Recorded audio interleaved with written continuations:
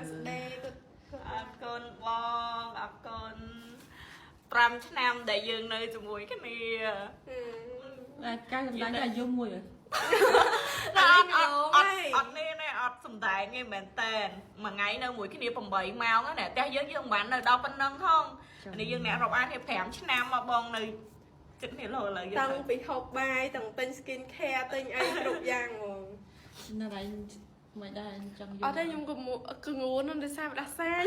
chờ nó vô mê ai thường យកមកចាញ់ទេដោយសារកុំក្រោយខ្ញុំជួបគ្នាទៀតទេ យើងជួបគ្នាទៀតគាត់ថាជីវិតដែលយើងនៅប្រចាំថ្ងៃវលំឡើងមកធ្វើការជួបមុខគ្នានឹងយើងផ្លែកមានហើយអរគុណ lại chắc xịt កន្លែងអូខេ